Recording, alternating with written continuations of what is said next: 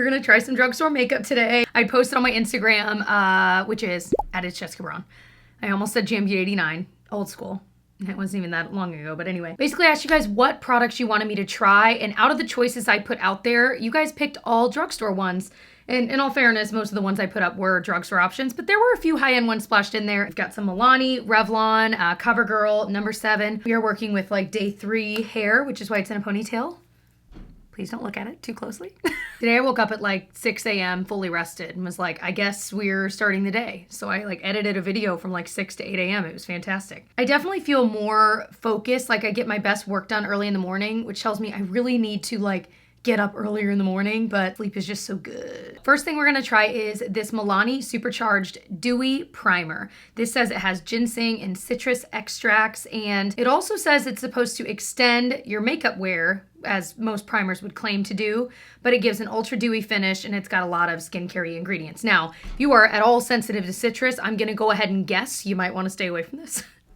But it does say it has squalane in it too, which is a great skincare ingredient. So we're gonna try this. It also claimed when I was kind of looking into this morning that you can wear it alone just as like a nice dewy look, or you can wear it as a true primer underneath your makeup. We're gonna wear it as a true primer. I do get asked a lot, like how do you pair a dewy primer or like any primer with an SPF? Like what order should you put them on your skin in? You know what I mean? So I would say what I've been doing lately is do any skincare I wanna do, then my SPF.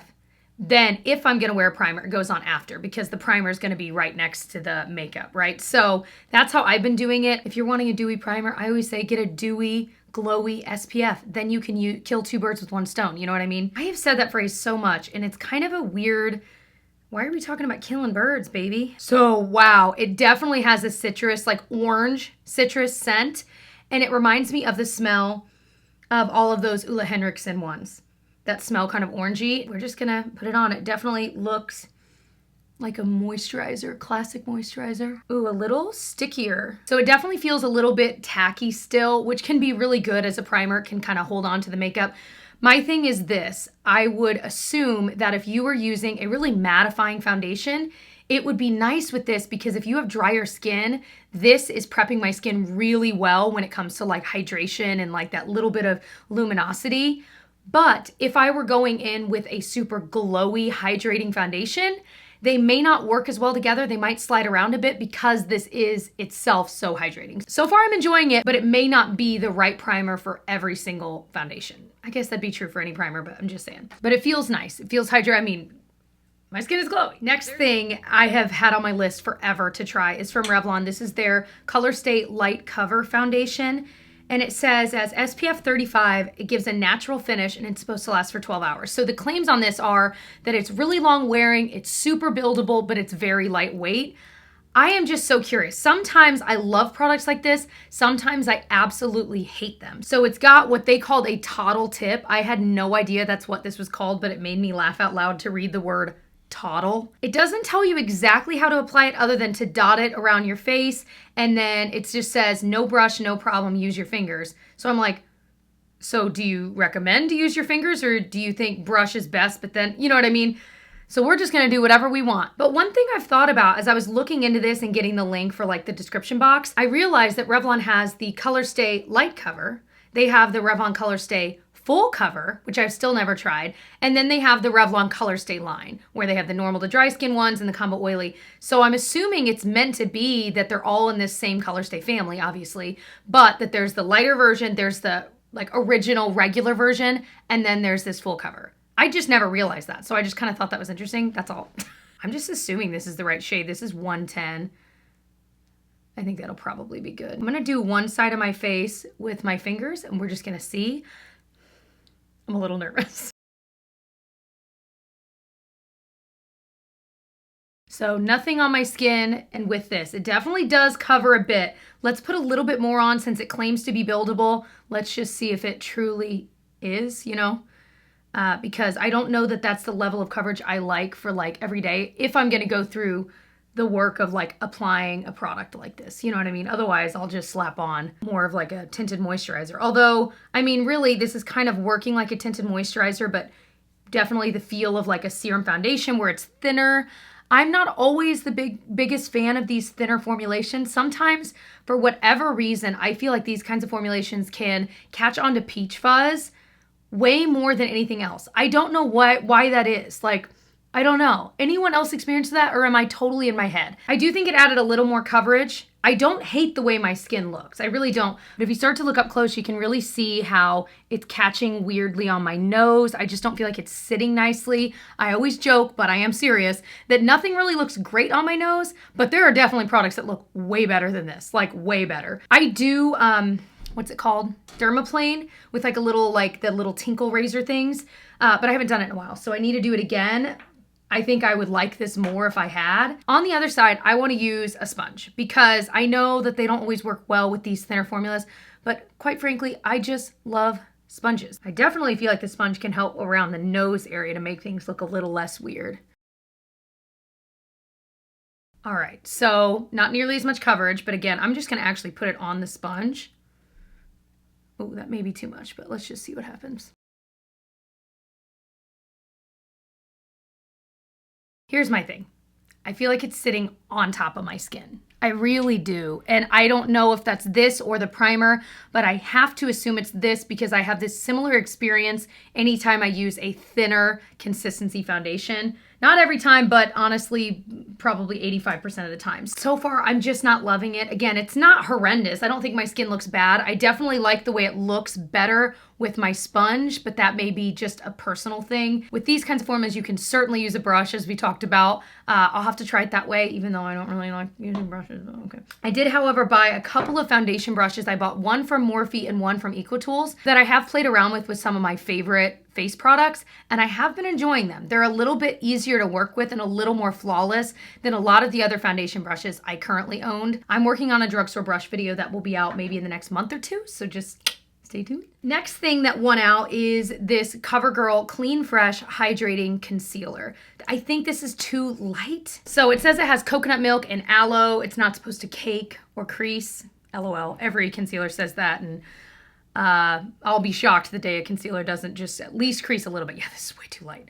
But let's just put a little bit on. I have a feeling this is more of a lightweight one that we might put on a little bit more. We shall see. The brush I'm going to use, you can't get, I've tried to find something similar. It's from the Sephora Pro line before they redid it. It's their Slanted Buffing Detail number 89. I'll find something similar. I use so many concealer brushes, you guys. I feel like I talk about them a lot because I love them. Oh, she's brightening. Not sure how I feel yet. Let me try it on the other side.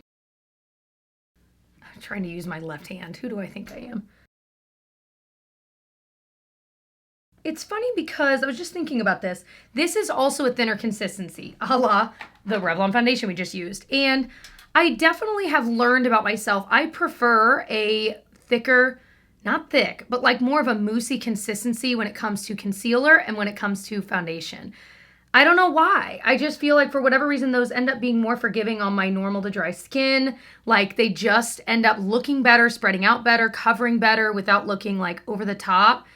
Not moussey's maybe not the right word because I don't want you to think of like, you know, like the Maybelline, remember the Dream Matte Mousse? Not like that. More like a liquid that's just a little bit bouncy. I'm not making any sense, I know. I feel like this is fine. It definitely covered a decent amount. Gosh, I feel like sometimes I do these videos and I just find like hit after hit after hit. And then sometimes I do them and I'm not a fan of like a lot of them. So please don't think especially if you're new to my channel, I love drugstore makeup. I do a lot of videos trying them and I love so many. So don't think I'm dogging on drugstore. I'm not. I just am not as impressed as maybe I was hoping to be. Like it's fine, it covered, it was easy to blend in, but it's nothing extraordinary. Let me just say that. I'm gonna link my last trying drugstore makeup video below because I'm pretty sure I loved like everything in that and it was just like so many amazing products. So if you're feeling down about this one, watch that one next. Let's see though, we might love these next few items. So for lip, you guys voted for these new Revlon lippies. These are their Colorstay Satin Ink lip products. I don't know what to call them. I haven't even swatched these. So I was reading up on them and they said that it's supposed to be like a liquid lipstick, but actually comfortable. That one here is in the shade 6, Eyes on You. That is in the shade 10, Your Majesty. Harkening back, this is number 15, Fire and Ice. And Fire and Ice was one of the original Revlon like lipsticks that have been around for decades and decades and decades. All right, and this one, for those that like more of a Spicy Nude. I feel like Taylor Wynn might like this. I don't know. It's number 2, Wild Ride. Maybe that'd be too brown for her. I don't know. I think I am going to try just that original one. I did do a red lip very recently. And trust me, I will be using this Fire and Ice shade if I like this formula, because this is right up my alley. I love a red bold lip, but I'm wearing like a light pink and I just feel like it doesn't vibe right. So I'm going to do this kind of nudie color we started with. It's a little dark for my no eye look, but I'm kind of loving it too. It does say to give it a minute or so to kind of set, 1. 2, it says you don't need a lip topper. So that makes me think of those days where all of these brands used to do like the lip stain and then you put like the balmy topper on top of it to like re-wet it throughout the day. But my thing against liquid lipsticks is the thing everyone has against them. It's that they're so darn drying and they're so uncomfortable. But the idea of not having to touch something up is great, but doesn't always work out that way. So this, it'd be nice if this is comfortable. There is another one from the drugstore I really liked. It's the Maybelline Superstay Matte Inks.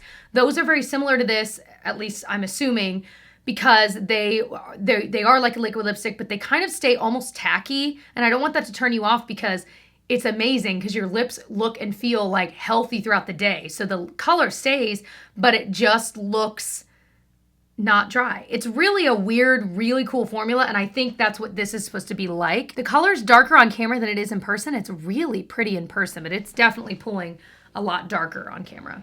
All right, while we kind of let that sit, the other thing we're gonna try is this mascara. This is the number 7 Full 360 Ultra Mascara. We're just gonna put it on as it is instead of throwing on eyeshadow. Like I said, I just wanna give my eyes a break.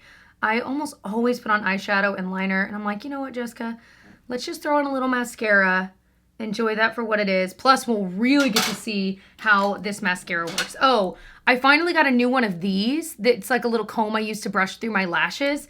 It's from, it's the It Brushes for Ulta, and it is their number 118 Brow and Lash Styler. I had one of these I bought a long time ago, and it wasn't sold anymore, and I got so many questions. This one I just bought, so it's definitely still sold, and it is like, I use it every single day when I'm getting ready. Every day without fail. So this says it's supposed to be crazy volumizing. It's supposed to not clump or flake or anything like that. It's got a big daddy brush. There's a number 7 mascara that some of you guys have told me is maybe a tubing mascara. Like it's maybe supposed to be a dupe for the Thrive and the Hourglass one that I love. Ooh, okay. I don't think this is the one, but I don't know which one it is, so let me know if you know, if you're one of those people that recommended that, which one it is, because I would like to try it. I would love to find a more affordable dupe instead of continually spending that money on the expensive ones that are like $30. You know, for this big of a brush, it's really not clumping at all. I'm liking it so far. Like it definitely, I mean, that was quick, that was easy, it was fuss-free, there was no clumping or anything, like it just applied so easily. I can put some wear notes in the description box if you're curious about like if this mascara ended up flaking or anything like that. I'll let you know. Yeah, this adds volume so fast. It really does look nice. Like I feel like they kind of look like fake lashes-ish. I'll be curious. I mean, you guys know, like I said, I always wear eyeshadow and liner. So I'll be curious to wear this with that as well and see how it, but I mean, the fact that I actually like the way it looks with nothing else says a lot, because I feel like a lot of times I'll use mascaras, even ones I kind of like, and when I use it without liner and eyeshadow, I'm like, but this looks good on its own as it is. I am just, wow. Oh, this is the kind of razor I use. This, I've actually really been liking the Revlon brand. I think Ulta sells them, and you literally just go, and I'll do it every like couple weeks, and it's really easy. It's painless. Like it's not a big deal. You don't need anything else, and then I just make sure I hydrate really nicely after I do it, and that's it. So I wanted to show you this in natural light really quickly. So again, see, I feel like the lip is so much lighter in person, but it's still carrying dark, like on any camera, I guess, but definitely glowy skin. I would say, I think it may be the primer shining through, so you may not like that primer if you have oily skin. That's probably obvious, I don't know. That mascara, though, I just feel like looks so nice. So I just wanted you guys to see it.